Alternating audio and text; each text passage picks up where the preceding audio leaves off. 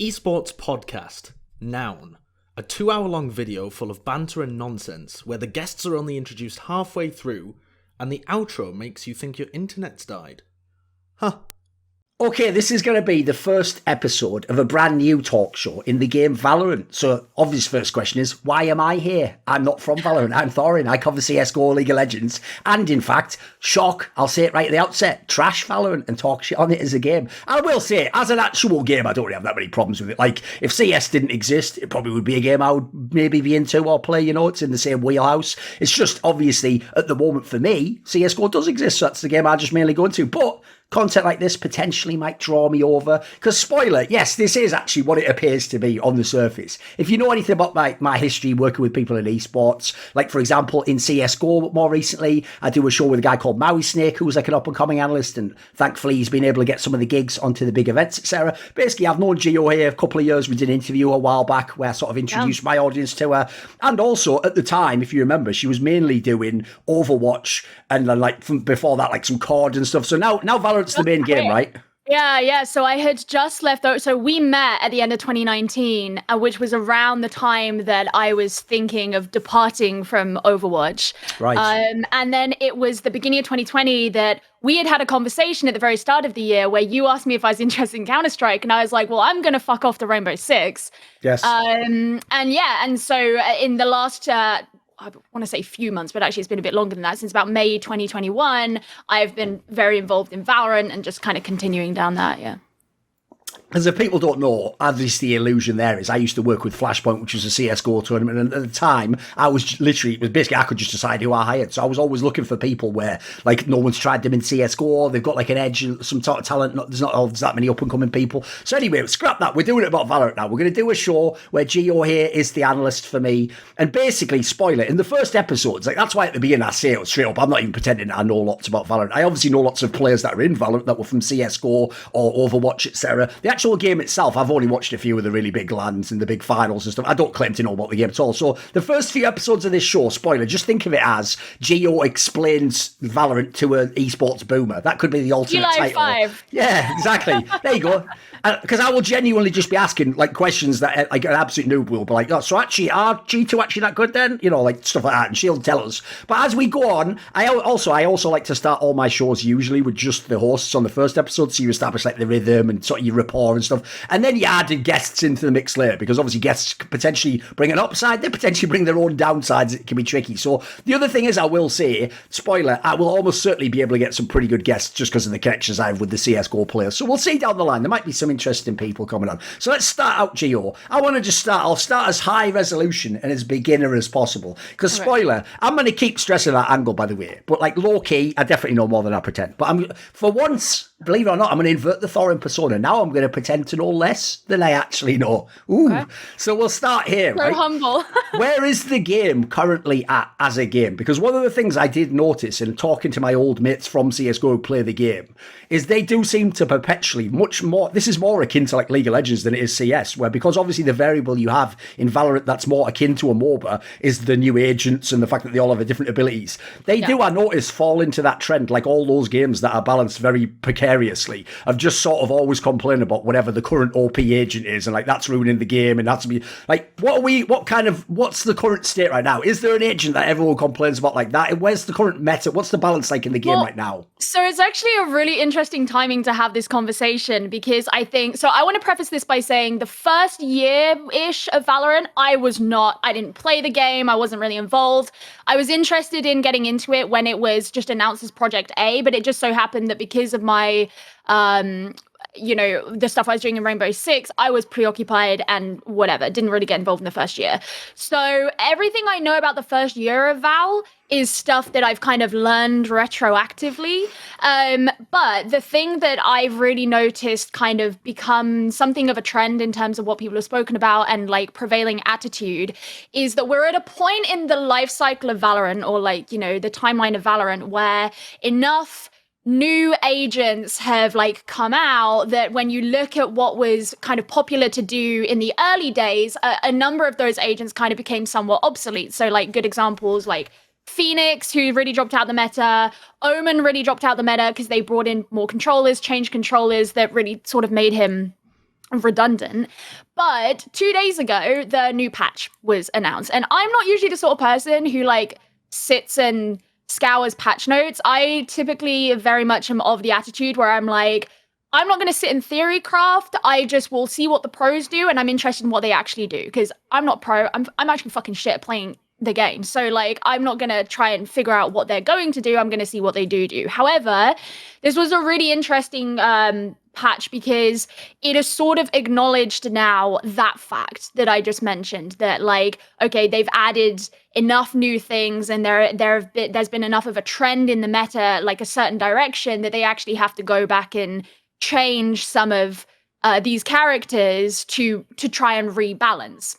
And it's like that MOBA thing that you mentioned. So I think the big things at the moment are like two very influential agents in Valorant that have been quite meta-defining in the last, or at least in the time that I've been involved in Valorant, have been Astra and Viper, both of whom are controllers. So like their role is essentially to set up things in the map to control the space. It's like the sort of classic support sort of role, I suppose. And Astra especially is one who almost to an extent you would be kind of stupid to not pick on most maps. There are a couple of maps where you wouldn't necessarily see her as much, like Breeze, for example, which is a really big map. But they've hard nerfed her, hard nerfed Viper, and they've given some buffs to agents like Brimstone and Omen, who are those ones who had kind of fallen out a little bit, because utility that they had that was really useful at the start of the game isn't as much. Like, for example, with Omen, one of his pieces of utility is his paranoia, which is essentially a flash. But because they introduced like more initiators who have really good flashes, you like him having a flash does not necessarily make up for what he lacks in how good his smokes are compared to like Astra, for example, you know. So she has smokes. She also has these things called gravity wells, which are essentially like they'll suck you in and keep you rooted into one spot. She does have a sort of grenade of sorts, but I wouldn't choose to use that necessarily. And her ult, the Cosmic Divide, will literally cut a massive wall across the entirety of the map, and you can't see or hear through it. So Omen having his cute little smokes is not necessarily good enough to make up for the fact that Astra came along and she's just a better controller. So yeah, I think we're actually getting to that point now where they're having to go back on some of those early agents to make up for the fact that what has been brought in since has been better for these specific roles. Right, what about this then? Spoiler, since the show is called Daring Minds, like, I didn't do that just as like a random name. First of all, with my content, I always sort of push the envelope, because that's who I am as a person. I'm just a blunt person, you know, like I don't sit around and then craft the most perfect, like, political. I just ask someone straight up, so do you just hate that guy you cut from the team? And I just see how it goes from there, you know, and just try and style it out. So one of the questions I have is this, right? Again, at the risk of sounding like a boomer who doesn't know anything about the game, the character, that agent rather, that I always heard the most complaints about, even though half of my mates play this agent, it's got to be obviously Jett. Like, they basically, if you're from CSGO, they basically imply, even the ones who play it, like, this is how you know, this, by the way, the way you know things are possibly OP or just too strong is when even people who use it are like privately like, yeah, maybe it is too good actually. Because publicly, they always normally lie like, no, it's fine. It's you just don't know how to play against it. So they always tell me, basically, compared to CSGO, the reason they think this agent will like always be a major part of the game is because they say it's like you can do all the things in CSGO that you needed teammates help to do. Like, you can essentially sort of set yourself up, you can be on your own, you can initiate, like, obviously, like, every fucking highlight of Valorant on YouTube is like the ult of etc. and all the amazing kills you can get. Like, they always tell me that that's like the defining agent still for them. How, to what degree is that, like, is it just accepted now that that's always in the game? Is it actually considered OP? Where's it at currently in the match? I know a lot of the best players obviously use it, so it's going to look amazing. I think that Jett, and I think this is probably quite a common opinion, but I think that Jett is still indisputably the best duelist in the game. Right. However, so a couple months ago, there was a new agent release called Chamber, and he is now available in pro play for this stage was the first time.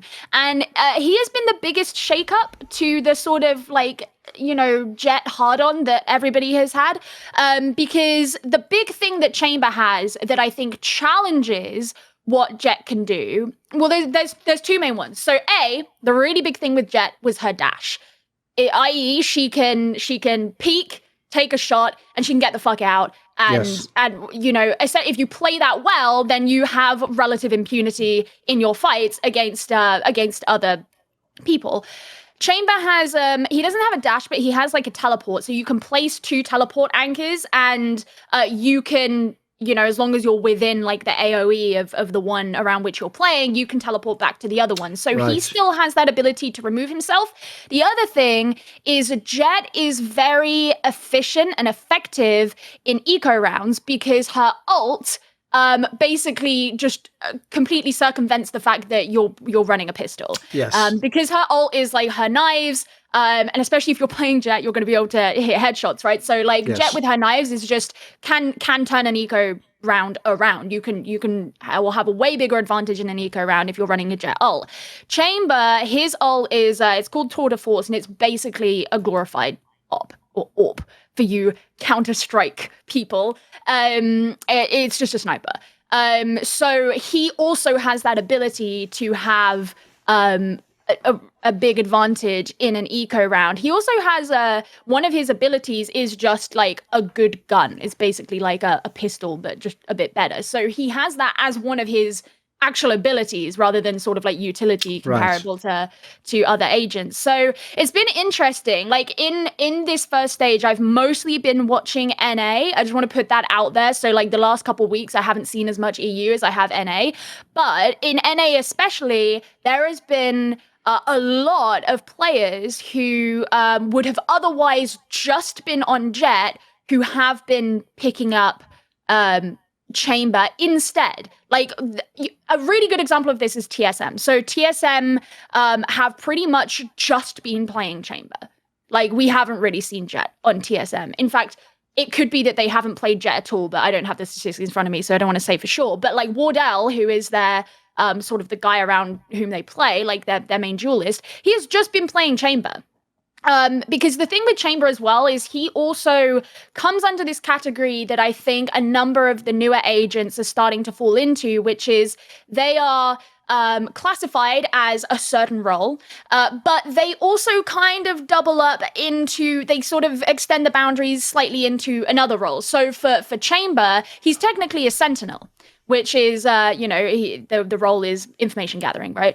But people are playing him as a duelist. And the reason that he is a Sentinel is because one of his abilities, the trademarks, is essentially works like a tripwire akin to ciphers. So if an enemy walks past it, then they get slowed.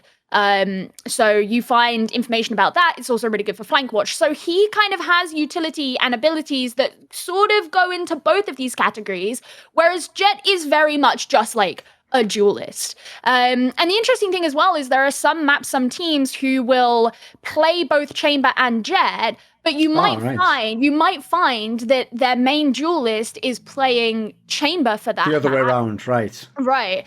But then there are some where like they will still have like the main duelist on Jett, for example, and we've seen a lot of like kind of switch ups and teams sort of figuring out how to configure themselves around this. But I would say he is definitely the biggest interruption that we have seen to the dominance of Jett. But I would still argue that when we're looking at duelists, like Jett is still absolutely the best duelist, and I'm not really sure how they're gonna one-up Chamber to get ever closer to really sort of challenging her.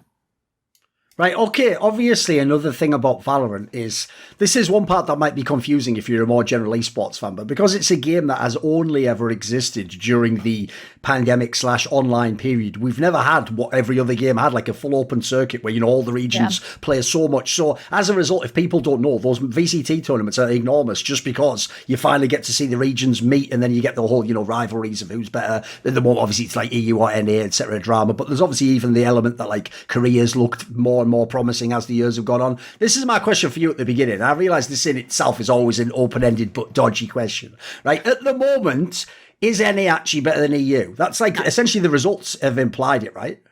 The results. There's a debate, at least. Right, yeah. So big debate. The results at the start of 2021 definitely implied it. Like if you look at the first half of 2021, I think that if you were to try and argue that EU is better than NA, you would be rightfully laughed out the room, not because EU was bad, but because NA was just showing such dominance. However, and this is actually the really interesting part of like the life of an esport that I'm quite excited to be present for, because I was slightly too late to the party with Overwatch to be there for this. And that is that period in which being mechanically good isn't good enough anymore, because teams are understanding the game better.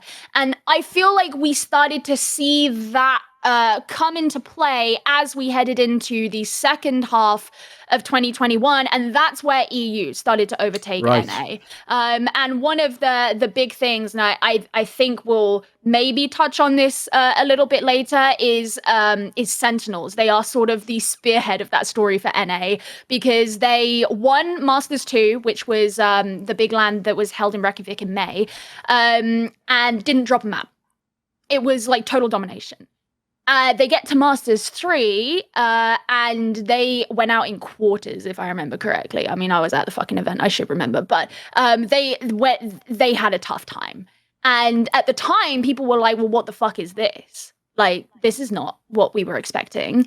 Get to champs. Suddenly they've hired a coach, because the whole thing was Shazam, the IGL. He was essentially playing as coach.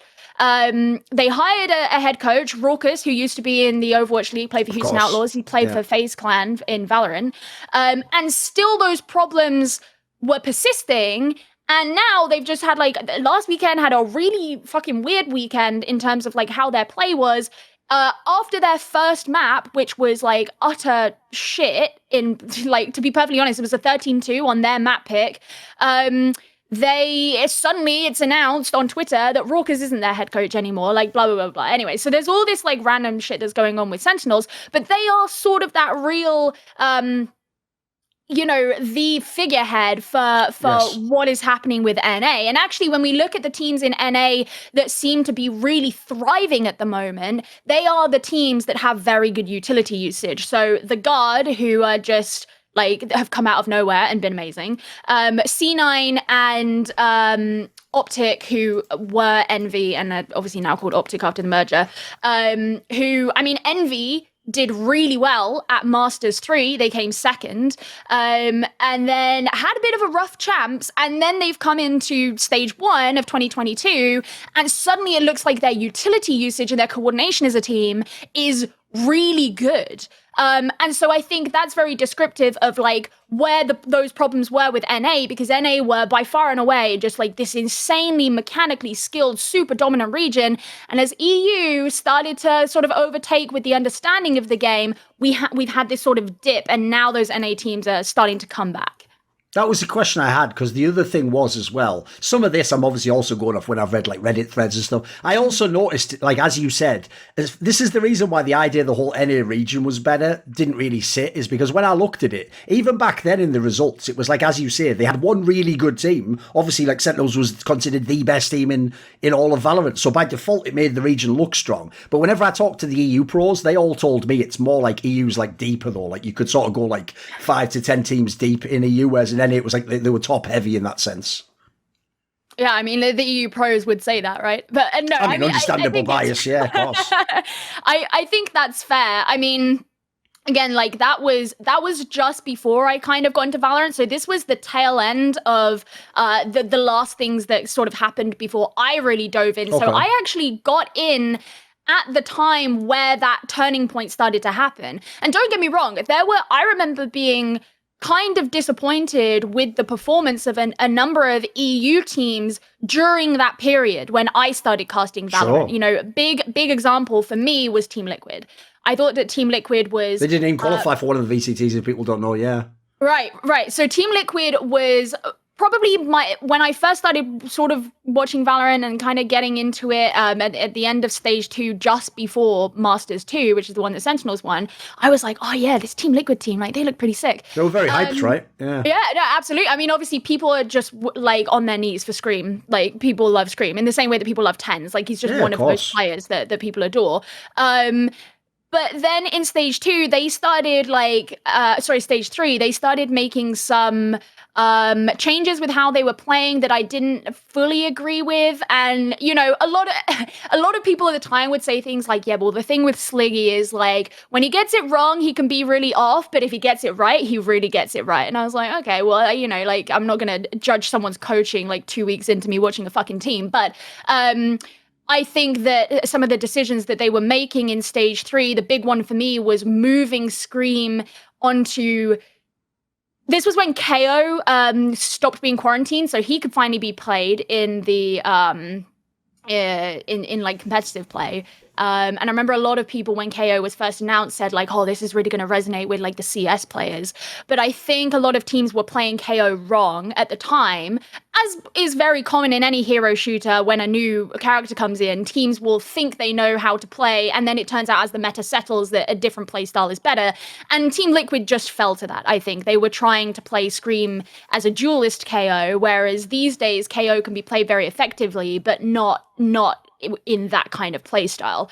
Fnatic was another one who, obviously, they were in the finals for Masters 2 against Sentinels. Massively popular team, like Boaster being just such a big personality on the team absolutely has helped with that. But they had a bit of a rough stage 3 as well. So I'm not trying to say by any means that EU came into stage 3 and were just suddenly perfect. But when we had the rise of teams like Gambit, you know, the Russian team that ended up winning Masters 3, and Ascend, who actually became the first world champions in December, you know, it was watching those teams grow and how they were growing and what it was that was making them good. You know, the most spoken about player on Gambit wasn't their duelist, it was their sentinel, because he was so good at lurking and he had a really unique way of doing it. And that was the kind of thing that was being spoken about in EU and the thing that was being praised in EU. Whereas at the time, people were still trying to figure out, like, why was it that NA weren't having that, you know, like really stand out thing anymore, because the most spoken about person on Sentinels was TenZ, because TenZ click head good. And don't get me wrong, TenZ is a great player. I gave him a lot of shit on the desk at Masters 3 because Sentinels weren't performing to expectations, but he is by far and away an amazing player, and I think Shazam still seems to be one of the best IGLs in the game. But that's just the difference in what was being highlighted in those regions as that, you know, as those things kind of unfolded. Okay, let's stay on the NA topic a little bit and then we'll do some of the EU ones later. So let's talk a bit about Sentinels then. This is the question I have. You kind of characterized it well there, like essentially the period when they were on top was when the game was about like mechanics. And if you look at their team, if you know the players they have, obviously once upon a time they had Sinatra, who was considered like a prodigy in Overwatch and was a massive name. Yeah. Now they have TenZ, who obviously in Counter-Strike was actually considered like an up-and-comer. People thought he was going to be very good. Even some of the other names they have, like Six, a guy who did play many years in Counter-Strike, but he was considered to have like skill. That was one of his strengths. He just maybe didn't make it as a complete player at tier 1. And then Dapper, actually, if people don't know, the last year, the year that came online basically, was actually the year where I think if he hadn't have gone to Valorant, he actually might have snuck through and he might now be in some of the better NA Counter-Strike teams. So he was a guy who had skill as well. So actually when I look at their team, it is a pretty skill, like in terms of raw mechanics, it should always be a skill stack team. The question would be this then, do you actually think that Sentinels and or some of the other top NA teams, do they still play to like, because I would say personally in most games I've followed, actually it's an American approach that you tend to be almost like a little bit individualistic. You try to play around like your skill, and typically you don't tend to play, these are all very broad strokes of course, you don't tend to play as disciplined or go more towards the tactical edge. Does Sentinels fit that sort of characterization now? Are they actually a team that's going more towards like a team play approach that you're talking about? No, and that's the problem. So the thing with Sentinels is like, imagine you've been handed a jar of diamonds and you've been tasked with embellishing the most beautiful like ball gown for the Met Gala, as I'm sure you do a lot in your spare time. I've never had these hypotheticals before, believe it or not, but keep going. Yeah, I'll imagine it. Okay, I'm in. Okay, so you start taking the diamonds out and you're placing them in random fucking places on the dress. You got like one on this nipple, one on this shoulder, whatever, and it looks like garbage. But the person next to you who's also been tasked with the same thing has like placed them beautifully. It's right. The same diamonds. They're still like the most incredible, beautiful things that you can put on something. But how you structure them will ultimately decide whether the final product is good. Yes. And this is the issue that I personally have with Sentinels right now is the players on this team, I don't look at them and say, they're washed. There's a problem with them. I don't think that at all. But I think the problem with Sentinels is that they are lacking the structure that other teams have. Now, one of their big problems is that they don't have a head coach. And it's not like, it's entirely possible to play without one. I mean, a good example that we had in Rainbow Six was BDS, who are arguably the best team in Europe, who have also gone a very long time in their domination without a head coach. It can be done, but I think a lot of people started to speculate that it was too much for Shazam. Like, he's clearly a very skilled dude, but the problem is Sentinel's playstyle is very fluid and it's entirely intuitive. It's really just based on adaptation, making those decisions like as the game plays out. And I think that the way other teams are playing now does not lend itself to that working very well anymore. You can't just make a site rush or like start pushing really heavily with minimal utility and expect to be able to go through a really, robust defense that another team may have. And it means they end up running out of time. It means they end up getting killed off when, if you were to look at the direct mechanical skill diff, you might still hand that over to Sentinels, but you still have to be setting them up in a way that's conducive to them winning those duels, right? And this is why a lot of people had hope for them when they announced Raucus coming in. I don't really know what to expect of Raucus as a coach because I've only ever really known him as a player. But whatever, they trusted him, they brought him in, but they were still really playing in a way that was not based around set plays, but it was still based around like really adaptive stuff. Now, if that's the play style you really want to go for, and that's what your heart is set on, go for it, but I personally don't think that that's the right decision for Sentinels. I think they need to bring someone in who can come and bring more structure and say here is like, what we're going to be, we're going to specifically like scrim this set play and we're going to like do this one over and over. And we're actually going to start to bring more structure into how we're doing that. We can let Shazam focus on IGLing and not sort of sharing himself between these different things. And I think, in my opinion, that would allow a lot of their skill to flourish way better than it currently is. Because I don't personally believe that this is a team of bad players or players who are past their prime. Yes. I will say, didn't expect some sort of a bedazzled slipe analogy, but fair enough. Well, we're working with a different mindset here, boys. There you go. It was pretty good. You don't get that from Monty or Richard. Listen, I got what you meant by that. I just obviously couldn't relate to being in that scenario and going, I fucked up the stress. But I understand the premise, right? The reason I also think you make a shrewd point there is because, again, if the funny thing is, people will think you're like dissing the team, like you say, but in a way, what you're doing is complimenting them, because what you're saying is if someone could actually essentially like get these star players all on the same page and make that skill work for you, then potentially you could be the best team, couldn't you? So, I said this potential's like, there. There were definitely people on social media who were incensed around the time of Masters 3 that I was giving shit to Sentinels. But my response is always, the reason I'm giving them shit is because I know they can do better. Like, I'm not going to give that much shit to a team who aren't playing like super great, but I don't personally think they can play better, right? There would be no point. The reason that I was giving Sentinels shit is because I'm like, we know what this team can achieve. Like, we've seen it before. Why aren't we seeing that now? That's why I'm giving them shit. And so, yeah, no, I fully agree with that. I'm just like, this should be one of the best teams in NA. And as it stands, where they are in their group in VCT, like, they are still currently on a trajectory for making it into playoffs, but I don't personally think that right now they're in a position to make it to the finals of playoffs and qualify for Masters. Right, so in theory, they need to change something big then. Yeah. Okay.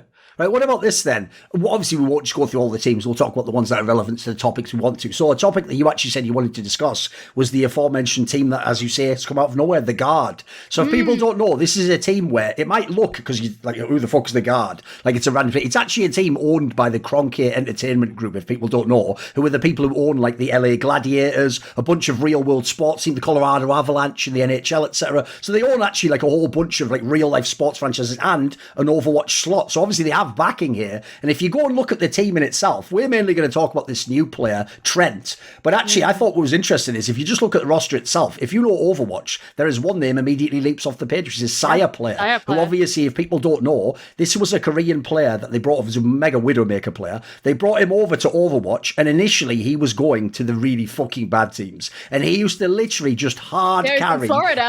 Oh, mate, even when the team was terrible, like they would lose every game, he would just hard carry every time. He was a really skilled player. Well, this is the funny thing, right? This is what I find so mind-blowing as someone who came from Overwatch is the conversations that are happening about the guard right now. Sire player is on your team and he's not the one people are talking about the most, which tells you all you need to know about this team. So tell me about this player then. Who is this Trent guy that we're all supposed to be hyped about? So this is the thing. So Trent, he's quite young. I assume he's 18. I actually don't know exactly how old he is, but he's in his late teens as far as I'm aware. And he was just a rank star.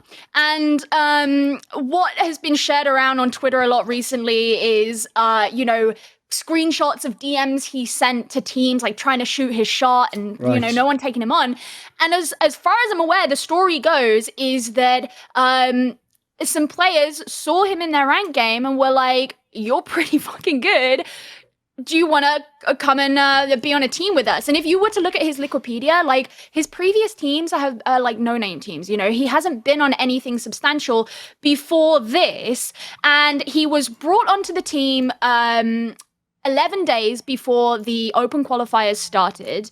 And he was brought in to replace Sam, who was one of the original players on the team. And he's just like a prodigy Sova player. I mean, he could be a duelist. Like he could easily be your primary fragger. Because, he gets enough kills to be that. And he has provided a lot of firepower to the team, which makes them just an incredibly deadly force to be reckoned with. I mean, like, is it unique for a Sova player to be that kind of like a much of a star player character? Yeah. So the Sova player he's an initiator. So he does a lot of things like he has his recon dart, which when you land it has this big AOE thing. If there's anyone standing in the line of sight of it, it will be able to flash their location on the map. He has a drone that he can send out. So he is an initiative force. He can also be pretty useful in post-plant situations because of his shock darts, so he can actually line up his shock darts onto where a defender might be defusing the spike, for example. You oftentimes see Sovas involved in kind of flank watching, for example. So if a team is pushing a site, he might like do some kind of flank watch. I'm thinking on Icebox A, for example. Like oftentimes a Sova will maybe be watching out towards mid if we're talking about the attacking side. And on a number of teams, the Sova player will be the IGL, rather than, like having that on makes sense with the abilities you're talking about, like sort of being able to tell where people are, watch the flank and stuff, yeah. So it's a supportive role, like primarily. And I mean, that doesn't mean you can't play it aggressively, but Sova is usually an agent who you'd still want to be alive by the end, just because his utility allows for that, or can help in the late round. I mean, ideally you want everyone to be alive by the end, right? Of course, yeah. So for him to be such a dominating, like, aggressive force on Sova is not super common. Would this be like an analogy for when, if people know the beginning of Overwatch, the player Jonak was actually essentially considered the best player, even though he played a supportive champion, right? The character that's supposed to be like, just back other people up, but he was basically the carry of the team, wasn't he? Yes, that is an excellent analogy, actually. He is the Jonak of Valorant. That's a great one. And the fact that, I mean, like, you watch a guard game and Sire, as you previously mentioned, will be a fantastic duelist, and the casters and analysts and whoever the hell will be calling out all these amazing things he's doing. But because you are getting like that same power from different roles within the team, I think it's almost like you've got like both jaws of like some like big spiky plate, right? And so you can you have that coming from different angles within the team, which is quite a unique position to be in. And I think he's definitely still facilitated by other people. Like, for example, I'm a really big fan of Net, who is the Sentinel on the team, oftentimes plays Killjoy, has really good Killjoy setups, really good positioning. And Sentinels can go a little bit under the radar just because they're a less flashy role. I think he does a really good job. And so being able to have like that really robust foundation in the team is obviously going to help build a player like Trent and allow him to do what he's doing. But it's just crazy that he has kind of come out of nowhere. He is a total rookie and is one of the major reasons why the Guard are now leading in their group in NAVCT against like massive orgs, veteran players. I mean, look at the mess that 100 Thieves have been in, and they've got 100 Thieves have had a lot of like those ex-CS veterans come in and still failed to find that same level of success that the Guard are currently finding. Yes. Okay, then how about if we do a little bit about 100 Thieves then? Because, by the way, a spoiler, 100 Thieves is a team that I actually very intimately aware of because, like, as you say, at one point, almost everyone on the team was just some ex-CS person, including a lot of the real veterans, not even, like, newer people I didn't know, you know. The problem I have with that team goes like this, right? Initially, they were thought of actually by people from CS as they aren't like, it's like, spoiler, people looked at teams like the ones that had like fucking players like FNS and stuff. If you see those teams on paper, if you're a CS person, you sort of go like, they can't be that good, can they? They were all shit at the end of CS. The spoiler is, some of the ones on 100 Thieves we actually think were good or still could have played or we respect them, you know. But I've heard that basically that era of having the CS teams, basically, aren't they sort of being weeded out one by one now? Kind of, a little bit. I do just also want to say FNS's current team are really slapping right now, so, you know. Fair enough. But yeah, no, 100 Thieves are sort of that example. So obviously, like, big names like Steel, Nitro, Hiko, Ethan. So Hiko and Ethan are still on the team. Steel got very sort of unceremoniously dropped after Masters 3. And then Nitro decided that he wanted to leave at the end of the year. Wasn't it sort of implied, though, this is another question I had along with it, wasn't it sort of implied, though, that this isn't like, you know, old teams where the players decide everything? Wasn't it like implied on the Steel one, for example, like maybe the org just chose to do the move and it wasn't all the players who chose it, you know? Steel was, as far as I'm aware, Steel was dropped. Like, he was dropped. And I think the idea was that it was because they didn't do as well in... so they didn't do as well in Masters 3 as they wanted to, but I remember there was some interviews with Steel, like, not long after that, where, because he was the IGL for the team, and he was very open, saying, I really felt like I couldn't concentrate. Like, in that tournament, I felt like my head was everywhere. I wasn't playing how I should be playing. So I suspect there was probably some mutual thing to an extent there, if he's being that open about where he felt he didn't live up to what he should be doing and that he was struggling. But I highly doubt it was like a malicious dropping, but it was very soon after that tournament. But yeah, so it's true. So I think that at the beginning of Valorant, you know, you had a lot of CS players who thought it was very attractive. The same with Overwatch. There are a lot of Overwatch players who thought it was very attractive. But we're in this era where there are a lot of like endemic players now like coming through who have grown up in the environment of Valorant. And so that is what their expertise is. And so they're not a kind of... There are definitely pros and cons to coming in from another game, and you can bring what you've learned from another game, et cetera, et cetera. But one of the flaws that people discuss about having CS players in Valorant is that CS doesn't have the same... Well, it's not a hero shooter, right? So you don't have the same sort of like utility idea. Like, there's obviously utility in CS, but not in the same way. And that for a number of players, they decided they didn't like it. And Makes for a number of sense. players, it didn't click with them in the same way as players that were coming up through Valorant endemically. But yeah, so 100 Thieves lost Steel and Nitro, and then they brought in Eccles and Baby J. And so Eccles... Very recently as well, right? Sorry? Quite recently as well, like last month or something, right? I mean, Eccles is a British player. They had to get a visa for him to come in. Like, it was a big deal. He used to be on Team Liquid and then was on NIP, and so he was coming in as their IGL. So like if you're paying for a visa to bring an IGL in from abroad, like you would consider this quite an investment into a player, right? So they brought them in. They weren't performing like super great. 100 Thieves had a buy, I don't know if that's the right word, but they were already pre-qualified for this stage of VCT because of their performance last year and having gone to, Masters 3, for example. So they didn't have to qualify. They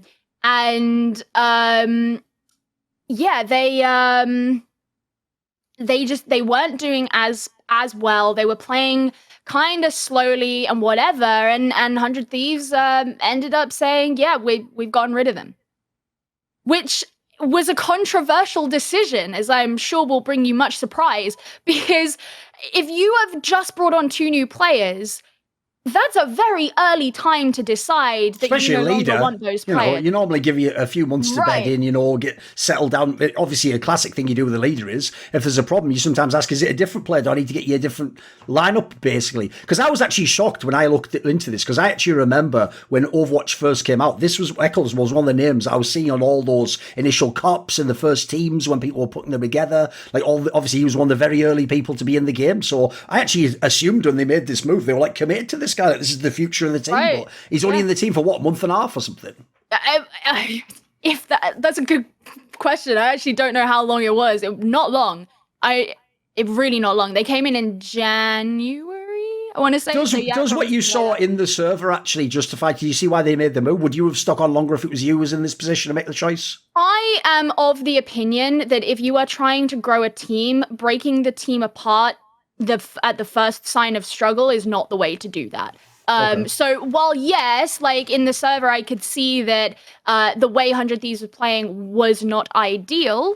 I personally think that you can't make those kinds of changes to your roster and expect things to be great. You have to be committed to developing something. And I'm not a fan of the culture of like frequent roster swaps in general. Eccles tweeted after the drop was announced saying like, he was actually very diplomatic about it. And he was like, it's totally understandable. We were having chemistry issues, like blah, blah, blah, blah, blah. Now that could have been kind of euphemistic. Maybe they all fucking hated each other. I don't know. Ultimately, if there's the thing is, so he was saying that, and then Baby J was saying like, I've just had my dream taken away from me, like his simultaneously, like it's coexisting the two statements. Right, exactly. Like, that's a bit awkward position there. But so I obviously not being privy to what happens with the internal decisions of 100 Thieves, don't know where the actual line is there, where those things cross. But my preference is not breaking apart a roster that early. That said, 100 Thieves, so their new players, JC Stani and Bang, have, I think that how 100 Thieves look right now is better than what they did look before, because just their playstyle in general has really sped up. But the thing that it's come with is a lot of role changes, and also an IGL change. So Ethan is now the IGL for 100 Thieves. And even like in amongst their role swaps that they've made, it's like what I mentioned at the very beginning about like different teams putting chamber on different players.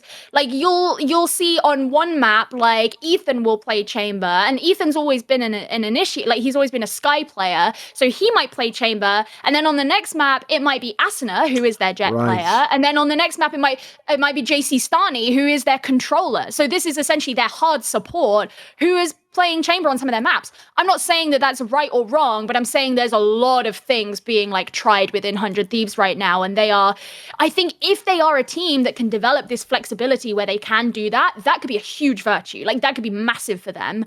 My conclusion that I've kind of drawn with them is I don't think they should be aiming for Masters 1. Right now, we don't even know if they're going to qualify for playoffs because they're currently not sat within the region for qualifying. Right. They are outside of the top 4 of their group. So don't even know if they're going to qualify for playoffs, but I don't think that their aim right now should be Masters 1. It should be use the rest of this stage for development of this team and commit to this team. Like, I will be very pissed if they make any more changes. It doesn't look like that's on the horizon, but everyone was blindsided by the previous one, so who knows? But I think that it's an opportunity for them to develop what they have, try what it is they want to try, and then go again stage 2. One thing I think is quite funny is, as an abstract point, it's as you're pointing out, one of the other things you're now in time for in Valorant is just like in Overwatch and games like that. In the initial period, obviously, you have all these like mercenary pros from other games who are good or bad or whatever, and initially they take up all the initial spots, but you're always waiting for when the endemic talent break through, because the key thing about the endemic talent is the only reason they are good is because of being good at this game. At the end of the day, you can still skate by I was a legend in Overwatch or CS. Like, that might last you a bit longer, it might buy you a bit of extra cash here with teammates, but the key thing for me is the people who come up in the game, we know they are just good at the game. Because I find it funny when you say that like essentially, it's not even a joke. Almost every pro I know just cynically was like, right, what was my sort of role in CS, right? And whatever that is in Valorant. Because when you say that, like Ethan was like a Sky initiator type player. Yeah. Basically, he was the entry player in his CS teams. Mm-hmm. And the reason why that's interesting is because, like, I imagine he just swapped straight over. It was like, I assume it's the same. It's like, it's a totally different game. Like, because that's one thing. Yeah, kind of, just to interrupt, like, it is kind of interesting because Ethan's specific playstyle on Sky, like, there's sort of a spectrum with initiators where you get really, really supportive initiators who will play like glued to their entry or whatever and do everything for them. And there are initiators who will kind of play for themselves almost as like a second or third duelist. Right. And Ethan was very much on this end of the spectrum of like, he could be a duelist initiator. Like he used his utility great, but he used it really great to facilitate himself. Not to say he doesn't facilitate his teammates, but he's really good on this end of that spectrum. So it's funny that you mentioned that because like it's almost like he stepped into the non-entry role in Valorant, but still kind of pushes towards that end of the playstyle for it. Right. He also is someone that doesn't surprise me because he was actually known as quite a good aim, pretty good sort of pixel and precision aim. The only thing is, though, it would probably surprise a lot of people in CS that he would be the in-game leader because he was always thought of as like the very young player, the inexperienced player. And then believe it or not, there's actually a sort of stigma in Counter-Strike that because typically sometimes an entry is the guy where he is just a loyal soldier. You know, the IGL just tells you like, right, run in now. And you don't know if it's going to work. Your job is just run through a brick wall if he tells you to. But I will actually say in the last few years, I've noticed that actually as much as typically IGLs tend to be spawned out of like basically a support player just gets sick of like he doesn't have a good enough IGL and just does the role himself because it's like, you know, there's overlap between those two roles, or just some really old player who's not good anymore does it, who's got the experience. I will say I actually think in these games it's actually an underrated position from being an entry player to be an IGL because you obviously have to have a vision for where are the openings, what type of setups do they have, what information am I even getting. It might not be as ideal to call from as purely like if you're literally the one going first, maybe not always ideal to call from, but you can see how it could potentially bring a different vision for the game. Yeah, I mean, it's. I mean, I would say it's quite a popular opinion that like to be a duelist and be an IGL is not the ideal. There are some teams that do it. G2 being one of them. But it's not common. Usually you'll find it's either the initiator who, so it's important to state like the initiator role is not the first person who will enter a fight. The initiator is the person who will use utility to make a fight viable. Right. So they might send in flashes, for example, and then the duelist will follow the flash and go and act off of it. So the initiator is not actually your entry. Right. Those are two different things. Yes. Like I said, that people always say in Valorant the difference is like the joke is the star doesn't have someone go ahead of him. He just goes in himself. He's just got all the OP abilities, right? Yeah. So. Yeah, I think the initiator role and for a lot of teams, like the controller role, are the ones where a lot of the in-game leadership's going to come from because those are the ones that are setting up the map the most. They're also, in theory, probably going to or prepared to survive longer than the duelist. Because obviously you want your duelist to survive as long as the round goes, but if like your duelist dies in the first engagement and then you get a trade off of that, you can still build value from that. Right. So you're still sort of prepared for the idea that your duelist might be the first to die. And if anyone is the first to die, it probably will be them, or there's maybe a big problem. So obviously being the person who is gonna survive longer in the round probably gives you a good position to be making calls as well, since you're sort of like still there in the game. So yeah, it's not super common for like a duelist or an entry to be your IGL. Okay, so we promised we would talk about some European Valorant, and the obvious team we should discuss is the one you referred to. It's G2, obviously, because G2 has brought back the ever-popular Mixwell's back in the lineup. He's no longer inactive. So give me some thoughts. And what about the current G2? Obviously, once upon a time, you have to go back a while now. They were once upon a time a contender for the best team. Yeah, G2 had a kind of interesting story last year because they sort of did a bit of a rebuild in the middle of the year. So this was around the time that I started casting Valorant, and there was like a famous switch between a player between like them and Ascend. So Zeke went to Ascend, Commentator came over to G2, and obviously Ascend then just ascended. You know, they did really well, became world champions. Great, good for Zeke. He really won out in that one. Meanwhile, Commentator's no longer on G2. And G2 were doing pretty well in stage 3, and then they were doing good at Masters 3, but they went out in the semifinals. So they didn't quite get to where I think people felt they could have. I mean, obviously only a really limited number of teams can get beyond that, but I think people felt there should have been like an extra bit of push in there. And then for this year, keloqz was on the inactive roster, and Mixwell was on the active roster, and he was their IGL, and he was taking the duelist spot, blah, blah, blah, blah, blah. And then they failed to qualify in the first open qualifiers, and they were like, Mixwell, you're fucking out, keloqz, you're in. And that was already like, okay, you know, cool. And a lot of people were quite excited by it because people find keloqz an exciting player. keloqz was someone who, so at Masters, like people didn't know a ton about him before Masters 3. And then he was one of those players who like his whole personality came through when he was on stage. He was really like going for it, very animated. He was so much fun to watch. In my opinion, he's a better duelist than Mixwell, and he's more fun a duelist to watch than Mixwell. And so getting to just like as an entertainment factor, he's really great. So a lot of people were like, oh cool, we get to like watch him again. And obviously Mixwell has like a lot of fans, as you say, like he's popular. So it was a very contentious thing. And then something like 2 weeks into the stage, G2 have now announced that Mixwell is back in, and keloqz is not just on the inactive roster, but he's gone. And it's like, what? Like, Carlos, chill. Like, you know, he already did what he did to the League of Legends roster. You got to stop blowing all these rosters up. And I just, it's kind of confused. There was some stuff that came out that it was like, oh, it's because Nukier, who if I'm not mistaken, and I'm gonna say this very tentatively, I think he then picked up the IGL role after Mixwell initially left. But it's something like Nukier and keloqz didn't get on or something. That was like what was going around. I've said this on my own channel. I don't really care for player drama, so frankly, I don't give a shit who hates whom. I know you said that you like to ask players that, but like it just, you know, I went to all girls school for 7 years. I'm done with that shit. But there was something to do with 2 players on the roster not necessarily wanting to play simultaneously. So I think that was part of the reason why this was even happening in the first place. But anyway, G2, yeah, they've now dropped keloqz, and within like an hour Heretics announced that they're picking him up.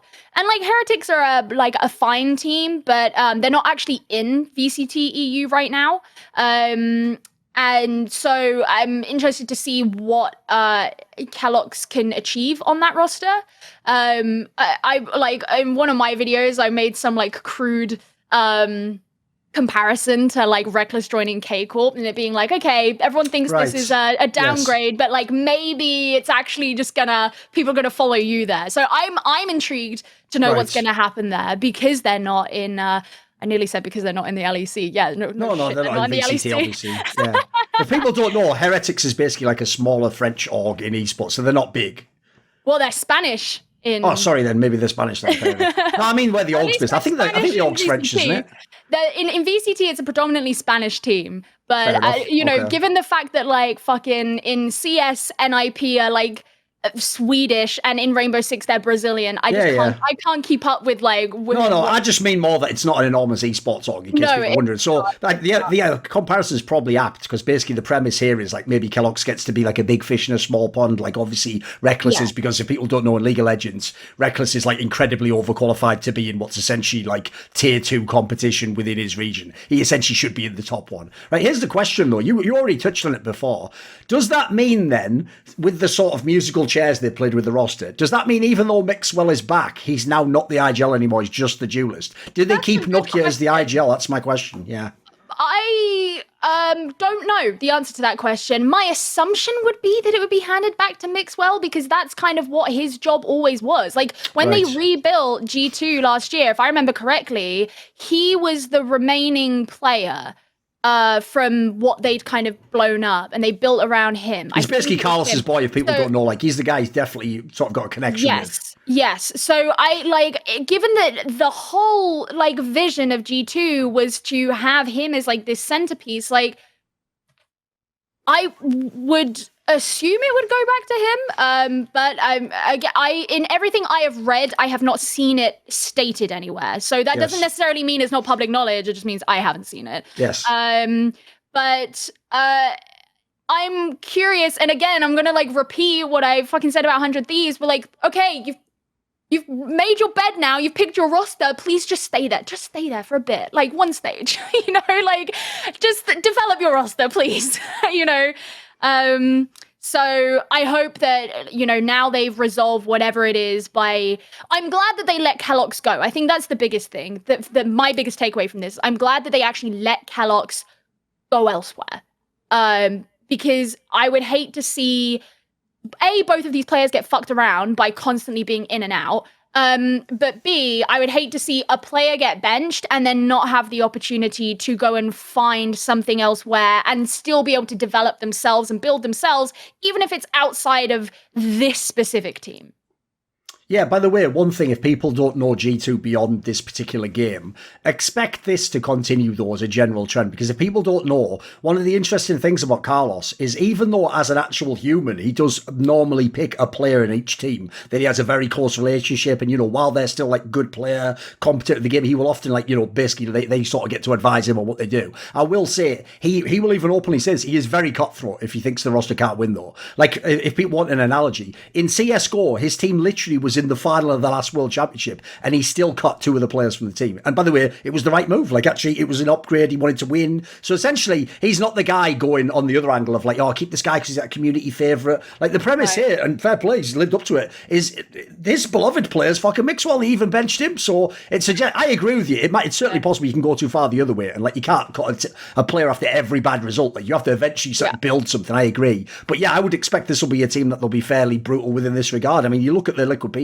for the G2 squad, man alive, he's got everyone pretty much. Like, they had some really big names at the beginning of Valorant as well. Just one by one, they all just went out the door.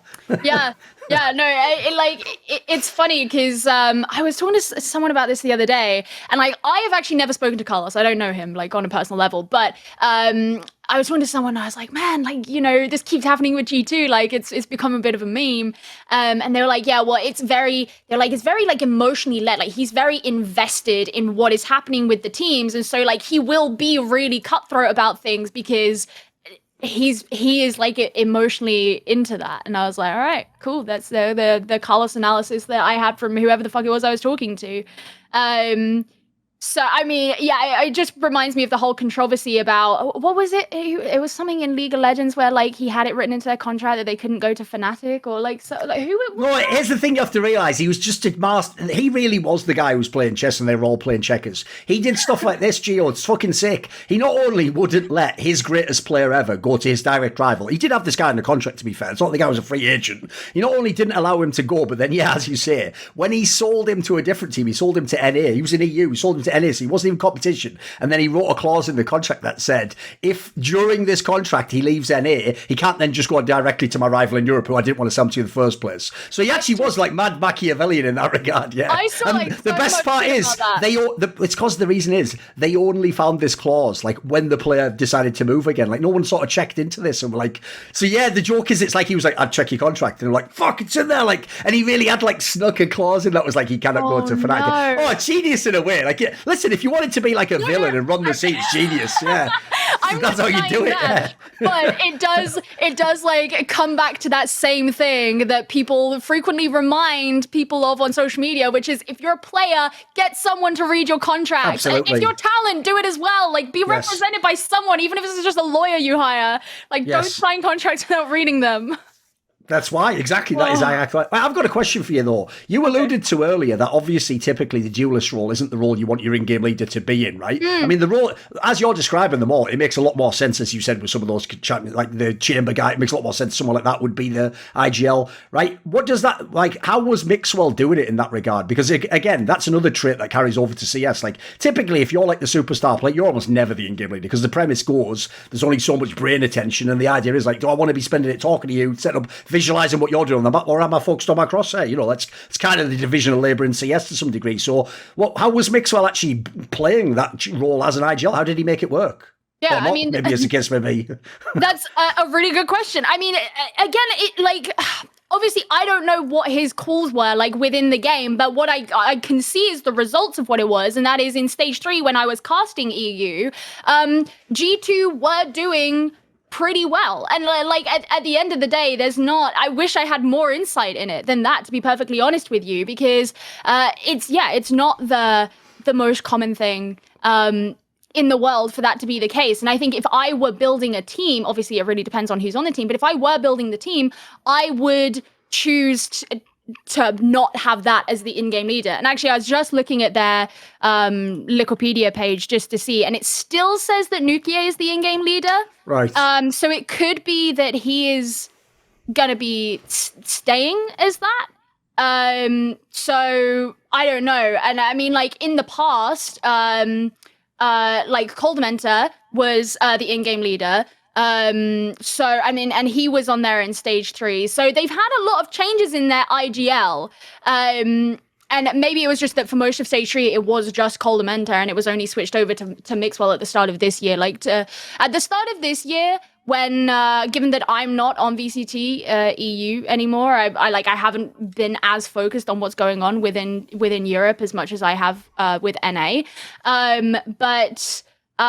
So they've changed their IGLs quite a few times, which, to be perfectly honest with you, could be an entire discussion of its own right. Of course. Right? In terms of like, is that conducive to really building something? But so I don't know if they're going to switch it back to Mixwell. They might leave it on Nukier. And to add to that, at least in the time when I was casting EU, Nukier was also playing Duelist, but he was more like the secondary Duelist role. So you would see him on someone like Raze, for example. And a lot of teams don't necessarily play double Duelist as much as they did before. So he's not always, like, it's not the same as being a Jett player, for example. But it is still in that region. It's more towards that end than the support end.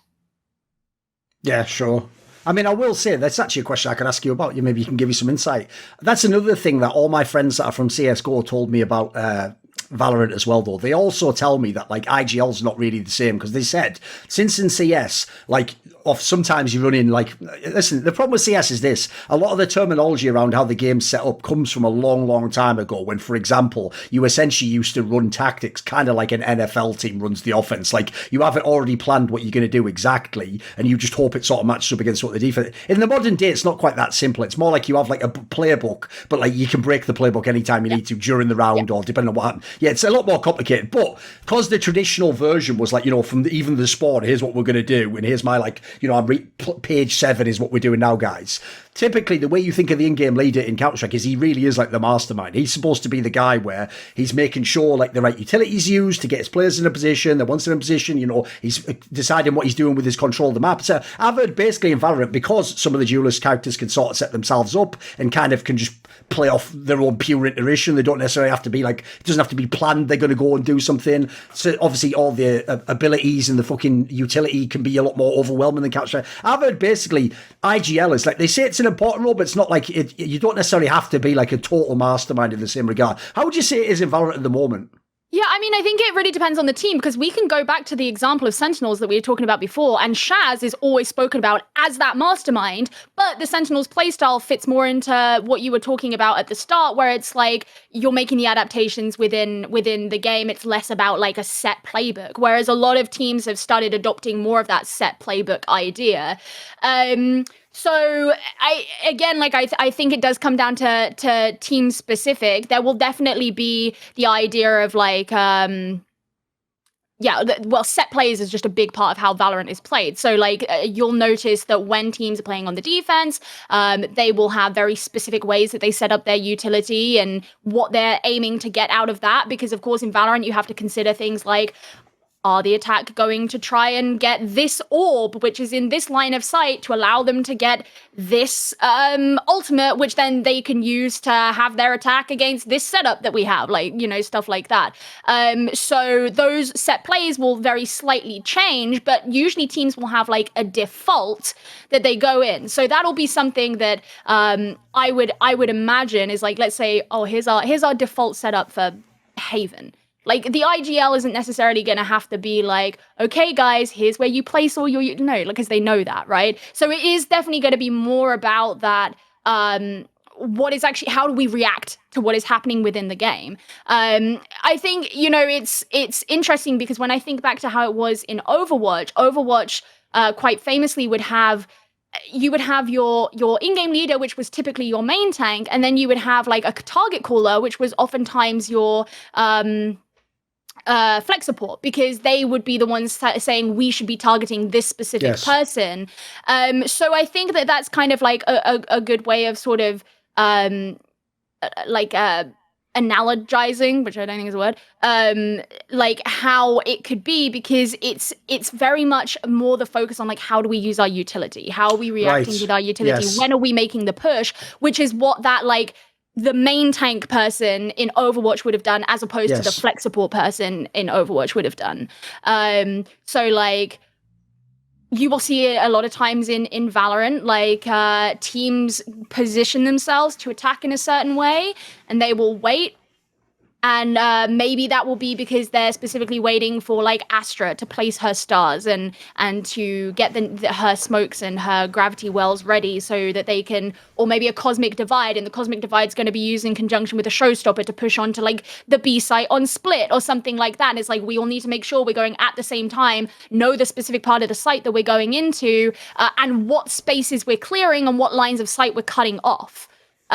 Less so than like, okay, specifically we want to get like that guy. Do you know what I mean?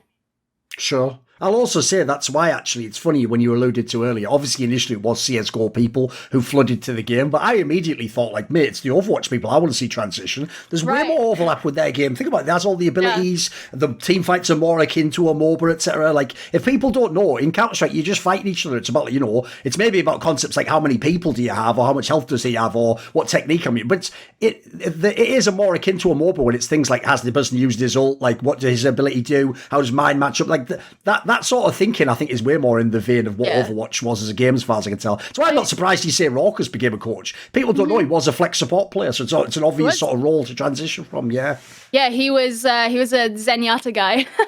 I mean, I think that the actual like mechanics and the gunplay of Valorant is obviously way more similar to Counter-Strike. Sure. But yeah, like the utility usage is far more reminiscent of what you would do in Overwatch. And obviously like the very big difference, well, two, I suppose, you got the whole economy side of things, which is way more natural for Counter-Strike players. I mean, Valorant, I've never played CS, so I've just alienated all of your audience by saying that, but I have never played CS. Right. So like that was something I had to learn by playing Valorant. And also the fact that in Overwatch you have respawns, so the way that you might plan your utility usage is still going to be different. And things like hard resets were a thing in Overwatch that you would do, where you deliberately lose a fight because you want to all reconvene and like this guy's got his ult ready. Yeah, exactly. And you know, I'm a child of the GOATs era, so that was like the pinnacle of utility usage in Overwatch. So there were a lot of concepts in Overwatch that could be played around that fact, but for the most part, I agree. Like, I would love to see. I always get kind of excited. I mean, actually, to be honest, like the Korean region, for example, has some ex-Overwatch players like Bunny. You know, Bunny was a DPS for the LA Valiant, if I remember correctly. And he has really like made his name as like this crazy Raze player in Valorant. Just he has a very like unique, aggressive playstyle, but we're still talking about DPS players. You know, we're not talking. That's not a conversation about like supports, which I'm like, that's what I want to see. I want to be seeing the supports come in, because I think that understanding of utility usage could be like really cool. Oh, absolutely. Especially because I've noticed in any game like this, because the same thing happened in Overwatch, spoiler, is like, as much as like DPS players obviously are incredibly skilled, and it's understandable why they draw all the entire attention and eyes to them. The problem is, at the end of the day, it's all just gradients of like people with amazing aim and sick mechanics just doing sick mechanical outplays. The point is, when you have someone who is like a rare, incredible supportive element or tank or something in a game, that can actually be the big difference maker, can it? Because obviously it can be like the gap can sometimes seem bigger on those roles, I feel like. Also, by the way, fair enough, she's obviously talking about goats, the meta there. It's just in case you've seen her Instagram. She's not actually alluding to the idea she worships the devil, although certainly some of those get-ups might have had a hint of that. You know, there's some PVC type shit going on there. That's all I'm going to say. Hey, it's an aesthetic. No one's complaining. Okay. I imagine you probably haven't alienated all my audience, to be fair. This video was kindly supported by Ahmed Hadjou, Matt Pugnatio Rajcula, Travis Goff, Adam Ochs, Animosity, Butt Pounder 420, Hades, Jensen Goh, Joseph Ginsburg, Kovacevicd, Tobias Bernasconi, Thooorin, William Peyton Lacy, Zoomba, Zyrathenia, and as always, special thanks goes out to Jerky's Minion. Do you want to suggest a topic or a guest for my content? Want to ask me a question in my monthly AMA? Do you want teasers? Find out who the upcoming guests are? Maybe you want to take part in a lengthy donated discussion with me? Well, if so, put your money where your mouth is and join the Skilluminati today, where? Via the Patreon link in the description box.